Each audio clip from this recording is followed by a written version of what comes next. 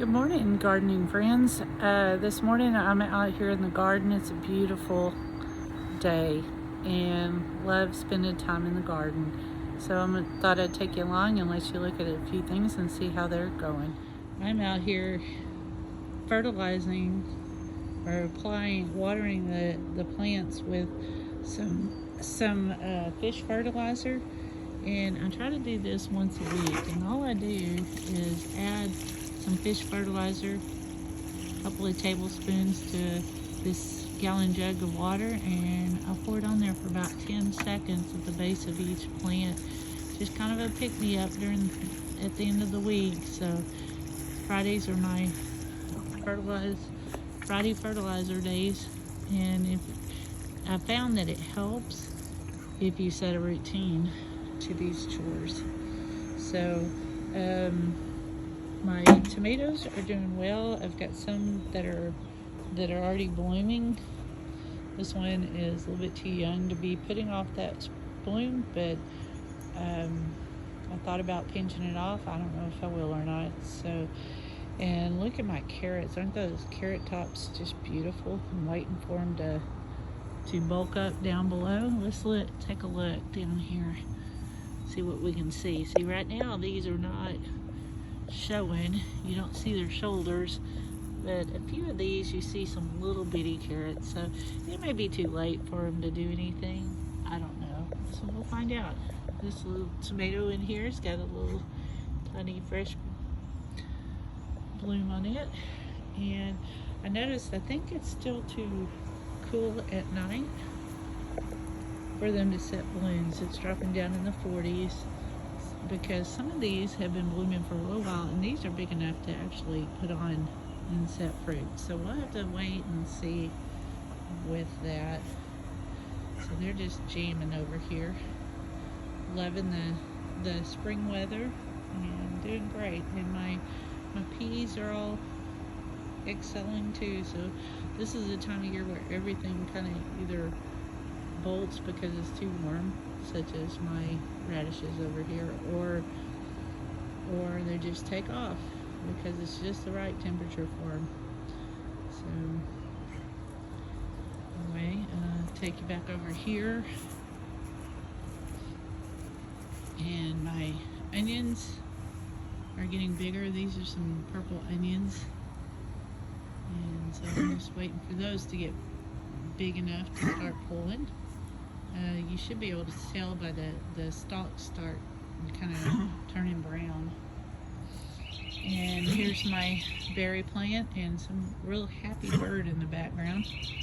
This one, I took a cutting off. I trimmed my berry bush, and I had this little branch over here that I added some breeding hormone, and I put in the ground, and I don't know, I mean, the leaves on the end of it died, but it could very well produce something or start growing, or it may not. And my basil's looking happy.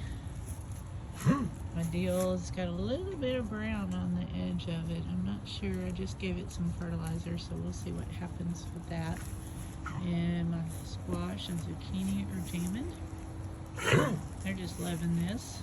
So am I. And Ruthie, you will not get in the garden, girl. Ruthie, get out of that garden. There you go. That's what's going on here.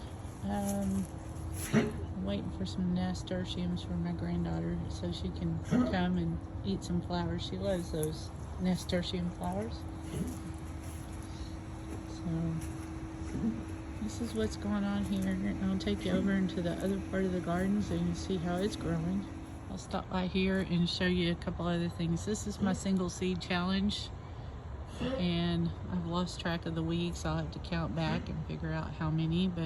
And then I planted some goji berry seeds. Has anybody grown goji berry seeds? I haven't, and I'm gonna go ahead and try and see if I can't get some goji berry plants going.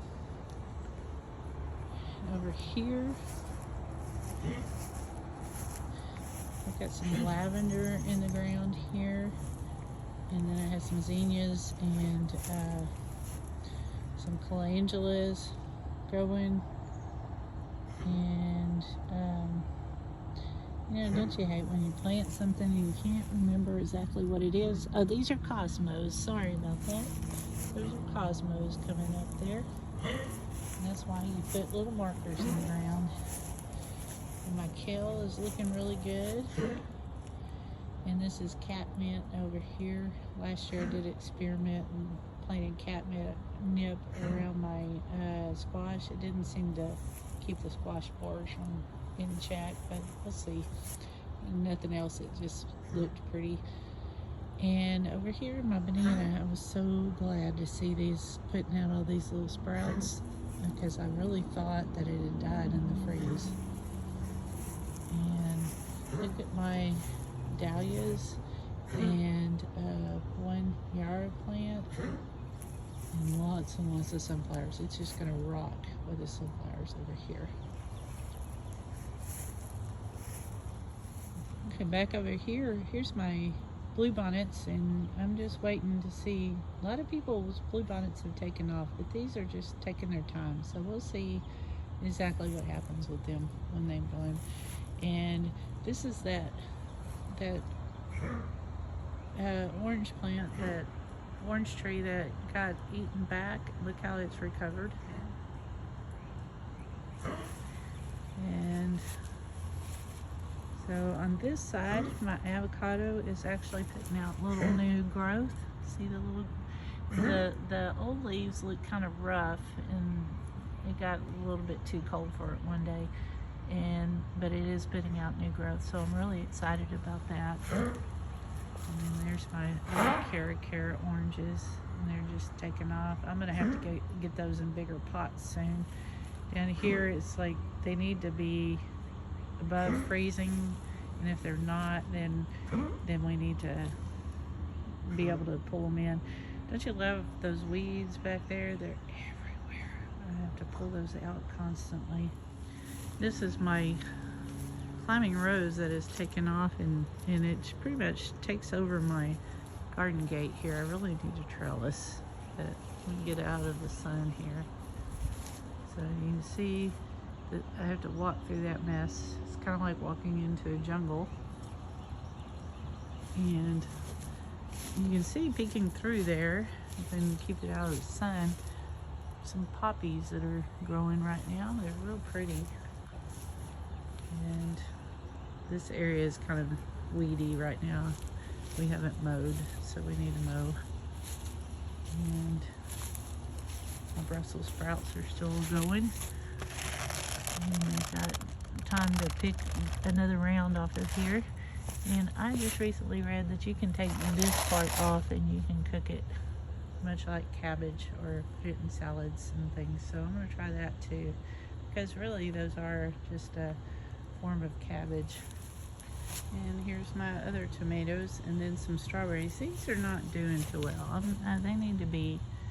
They need a little shot of something, and I'm not sure what. So I'll have to take care of those there. And my berries plant is putting on more leaves, and this one, here's some more strawberries. This is a different variety than those down there, and it could be that they're not liking my soil. And then I've got my berries going up here. And remember how I said last time that one side of my garden the berry plants do really well, and the other they do not? Well, this is the other side of the garden. Look at the berry patch, and look down here. We're just waiting. I can't wait. I love blackberry picking time. And blackberry cobbler, I love that. Back over here, I've got some bean plants.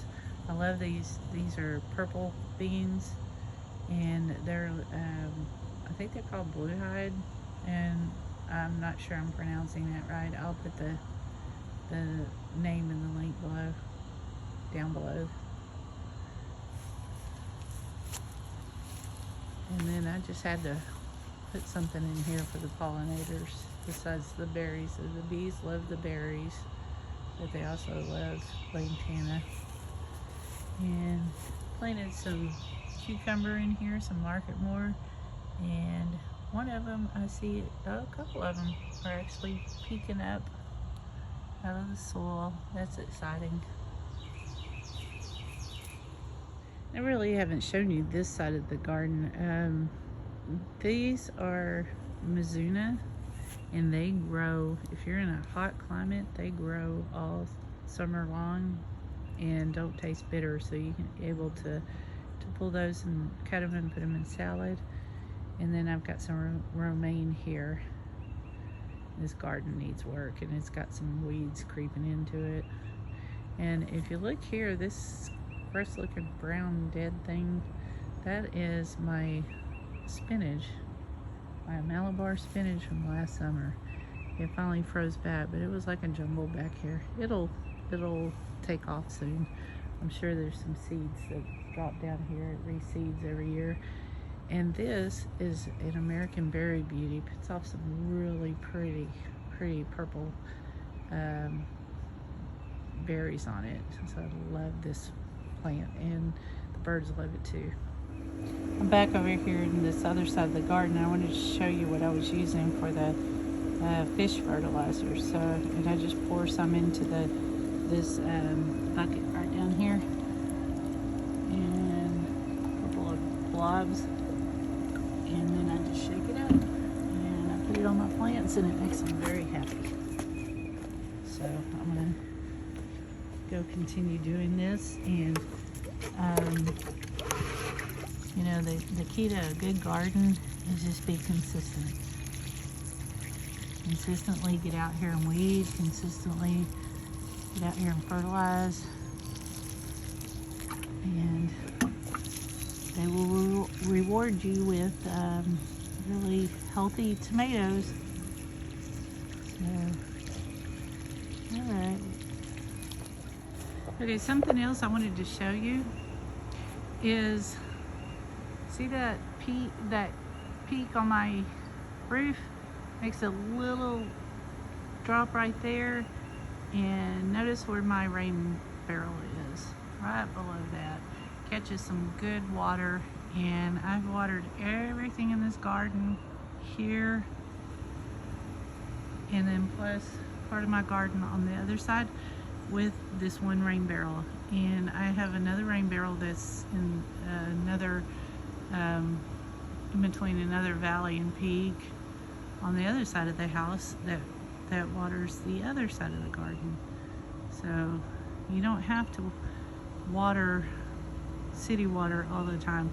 In fact, plants love rainwater, and I do have it hooked up to a watering system with the city water, and I try to use it as needed. I don't use it maybe once a week. So that's something to consider, because my plants are really jamming with rainwater. That is, if you have it. If not, you can also fill it up with city water and then put some vitamin C crystals in there that'll take out the chlorine.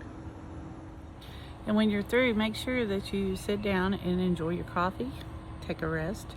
And if you don't get through watering with the watering jug to fertilize everything, or you get interrupted, put your jug down where you got interrupted so that you can remember where to start off next time. And I put my